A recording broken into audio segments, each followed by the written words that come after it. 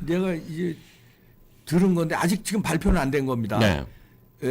어디서 여론조사를 했는데 이걸 또 뚫었어요. 근데 어디 아직 발표 안 된 거니까 때문에 얘기하기는 좀 그렇고. 그 사장한테 들었어요. 근데 네. 발표 안 된 걸 얘기하면 또 곤란하니까 하여튼 52% 요걸 조금 더 뚫었다는 거. 아니 뭐 그렇게만 말씀드리겠습니다. 네, 계속 지금 약간 추세적 상승이기 때문에 이게 추세가 이제 어디까지 갈 거냐인데 중요한 거는 이 2004년에 처음 대통령 탄핵이 있었던 노무현 대통령 탄핵이 있었던 2004년에도 그 완전히 그냥 쌍쓰리하는 분위기였잖아요. 노무현 대통령 국힘 그때 총선에서 백석도 못 건진다 그러고 막 완전히 싹쓸이하는 분위기였는데도 그때 불구하고 새누리당이야, 신한국당이야, 뭐 하도 한나라당. 한나라당. 네, 한나라당이 이름이 하도 바뀌니까. 근데도 그때도 노무현 대통령 지지율이 가장 높이 올랐을 때 51%였습니다. 근데 그걸 뚫었어요. 지금 윤 대통령이 그걸 뚫었다는 거. 이 굉장히 중요한 의미가 있다. 그때 탄도리들이 엄청나게 국회에 들어왔잖아. 초선이 108명 들어갔죠. 열린우리당에. 탄도리들이. 네, 그 탄도리들이 지금 아직도 많이 남아 있어요. 네, 그렇죠. 정청래 같은. 근데 그러면 이번에 이 뚫고선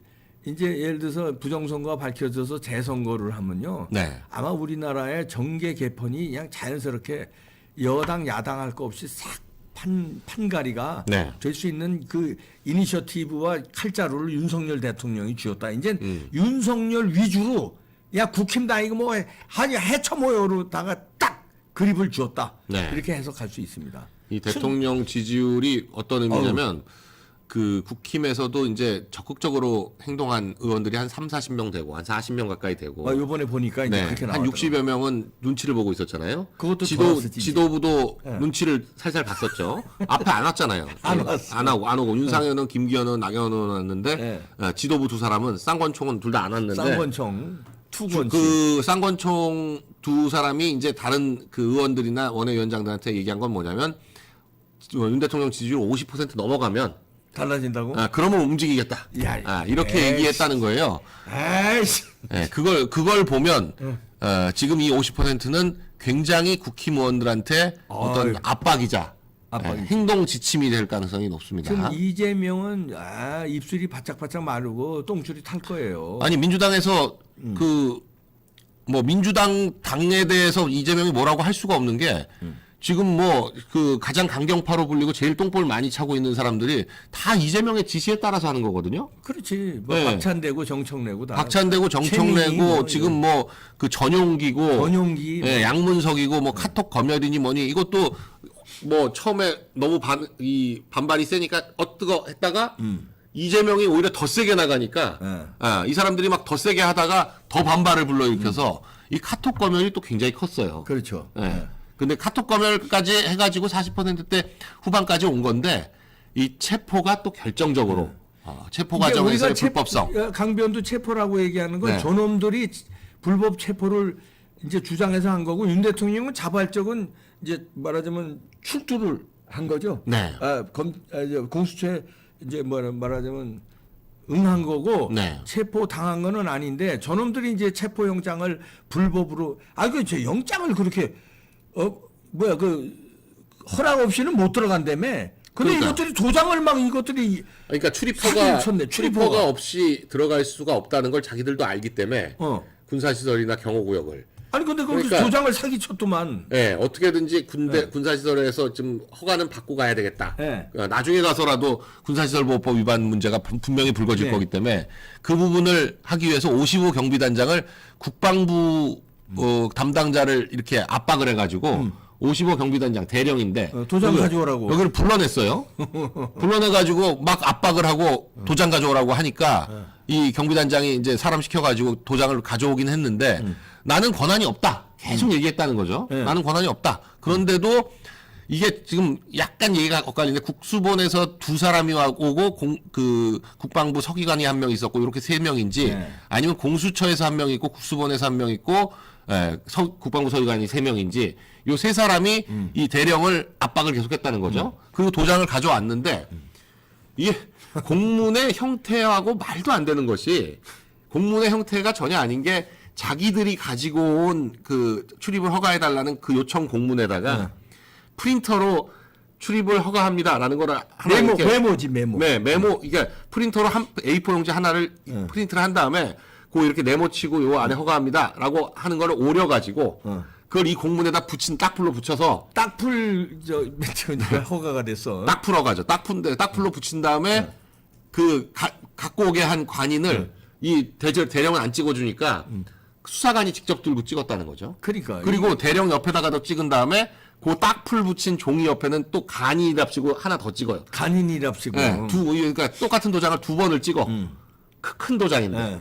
그래놓고는 여기 나오고 있습니다. 여기 나오고 있어요. 여기. 이게 이제 공수처의 문서이고 이거 보시면 이거 자체가 이렇게 띄어져 있잖아요. 네, 그러니까 붙인 지가 안 두 장이에요, 두 장. 대령 이름 이제 까맣게 지워놨지만 여기다가 하나 찍고 간인이랍시고 여기다 또 하나 찍었어요. 이게 허가다. 그러고는 기자들한테 우리 허가 받았습니다. 그리고 공표를 했어요. 그리고 이것도 제시했어. 그러니까 이 문서가 이제 위조 공문서냐 아니면 직권 남용에 의해서 그 55도 경비단장이 억지로 해준 거냐 이거 논란이 있을 수는 있어요. 이 사람들은 자기는 강압이 없었다라고 주장을 하는데 그건 논란이 있을 수는 있지만 네, 있을 수는 있어요. 자기들은 설명을 그렇게 해. 근데 도장을 자기들이 안 찍었다는 건 자기도 인정해. 그러니까 55 경비단장이 찍지 않았고 자기 그 수사관이 찍은 건 자기들도 인정해. 그렇지. 네, 그리고 아니 관인을 아무데나 들고 다니면서 찍는 사람이 어디 있어요? 어? 아니 사무실에서 찍어야지. 그러니까 찍은 장소도 그렇고, 찍은 사람도 55 경비단장을 안 찍겠다고 해가지고 그 사람들이 대신 찍었고, 이거 무슨 을사조약이야? 뭐 옥새 들고 나르샤가 아니라 관인 들고 왔다 갔다 나르샤냐? 니들 뭐 하는 거야? 관인 대리 날이냐? 관인 대리 날. 야 예제 아빠님 감사합니다. 하여튼 이건 반드시 문제가 됩니다. 자, 이러면 법적으로 이거 어떻게 되는 거예요? 위조 공문서 위조. 공문서 위조지. 네, 공문서 위조 또 위조 공문서 행사. 위조 공문서 행사까지 네, 들어가는 그리고 거죠. 당연히 저걸 알고 있으면서도 군사시설에 허가 없이 들어갔으니까 군사시설보호법 위반이나 군사기밀보호법 그 관련해 가지고는 여러 가지 법률이 많아요. 자, 그럼 누가 처벌을 받는 거야 이걸?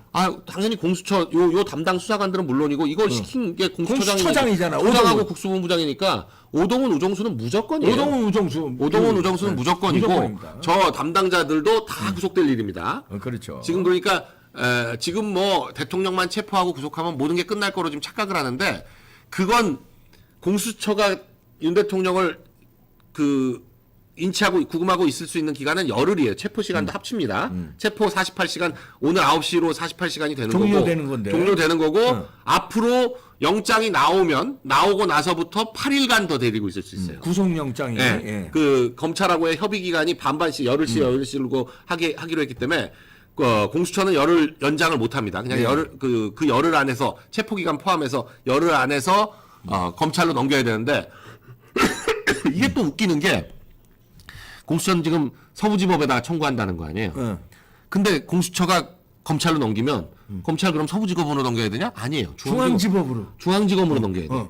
그럼 중앙지검에서 수사를 열흘 동안 한 다음에 기소를 할 때 어디다 하냐? 중앙지법에다만 해야 돼요. 그렇지. 그러면 서부지법 영장하고 다를 수 있다는 거야. 서부지법 영장하고 중앙지법 기소가 다른데 기소하고 영장이 다르다?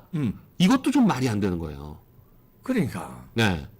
뭐 가끔 다를 수도 있다라고 할 수는 있지만 뭐 기소하는 거는 기소에 따라서 하고 영장이야 여기서 받을 수도 있다. 그렇게 하지만 이거 자체도 탈법 내지는 불법 연구가 문제가 됩니다. 지금 그렇지 않아도 공수처가 수사권이 있느냐 여부는 계속 문제가 될 텐데 그리고 제가 지금 오늘 구속영장을 치고 나서 얘기해야 되나 지금 그냥 얘기하겠습니다. 얘기해요.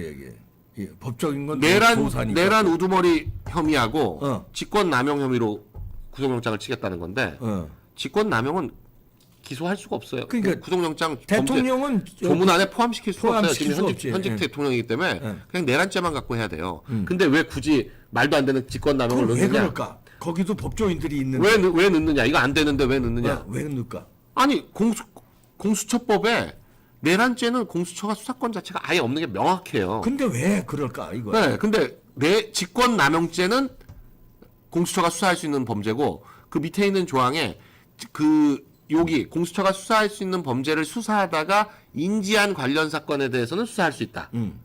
라고 해가지고 그걸로 그러니까 이거 우기려고 하는 거야. 직권남용죄를 먼저 수사하다가 이게 들어온 거다. 이렇게 이제 우기는 거야. 그렇게 얘기를 하는 거야. 그러나 직권남용죄를 수사한 것도 인지가 아니고 내란을 수사한 것도 인지가 아니고 공수처에 고발이 들어와서 한 거예요. 인지가 아니야.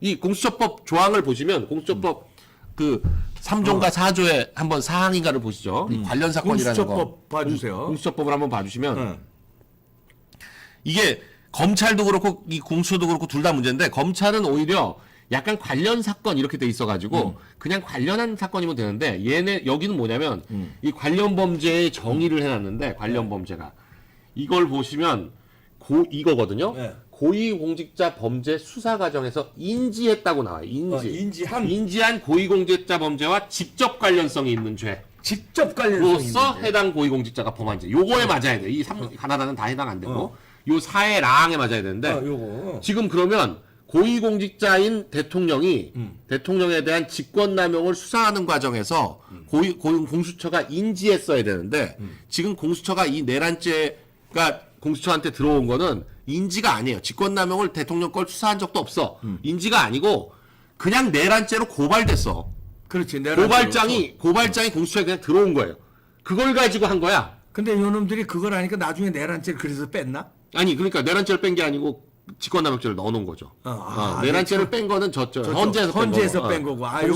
공수처는 그러니까 이 직권남용죄를 안 낼 수가 없는 거예요. 근데 직권남용은 원래 수사도 할 수 없고 대통령에 대해서는 수사가 안 돼요. 현직 대통령에 대해서는 내란죄, 외환죄 아니면 소추 수사가 다 안 되는 겁니다. 그러니까 수사를 할 수 없는 범죄를 수사하다가 지금 관련 사건으로 인지했다고? 인지 안 했는데 고발받았는데 이게 이 조항을 명백히 지금 위반한 거예요. 그러네요. 네. 그리고 기소권도 없어. 대통령에 대해서는. 그렇지. 공수처가 기소권을 갖는 데는 판사, 검사, 경찰밖에 없어요. 나머지는 수사는 하더라도 기소를 못하기 때문에 검찰로 넘겨서 기소해야 되는데 그러니까 그런 짓을 뭐하러 하고 있냐 이거예요. 어차피 자기들이 기소도 못할 사건을. 뭐하러 하고 있을까 이놈들이. 네. 그리고 지금 그렇게 수사권이 없이 수사를 해가지고 검찰에 넘긴다고 해서 수사권 없는 게 치유되지 않거든요.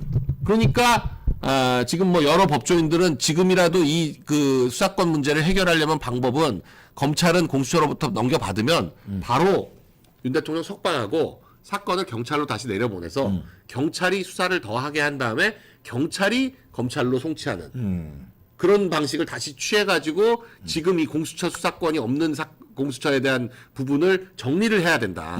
이걸 정리를 안 하고 그냥 갔다가는 나중에 가서 공수처가 조사한 내용이 전부 다 위법 수집 증거가 될 수가 있고 공수처가 위법 수집 증거면 공수처의 사건을 넘겨받아 송치받아서 한 송치도 아니에요. 이첩받아서 한 검찰도 문제가 되거든요. 검찰도 그래서 그 공수처와 검찰이 만든 그 증거들이 전부 다 위법 수집 증거가 될 수가 있고 그렇게 되면 공소 기각이 됩니다. 그렇죠. 예. 그런 여러 가지 문제가 지금 있다. 지금 이 전반적인 법적 절차가 현직 대통령 문제가 있네. 다. 현직 대통령에 대한 수사기 때문에 한치의 오차나 흠결이 있어도 안 되는데 이걸 전부 그냥 문제야, 전부 엉망진창으로 하고 있는 거예요. 엉망진창. 공수처라는 괴물이 하나 껴가지고 나중에 다 처벌받죠. 나중에 네. 그럼 뭐 나중도 오래 걸리지도 않아요. 제가 볼 때 오래 걸리지도 않을 겁니다. 곧다.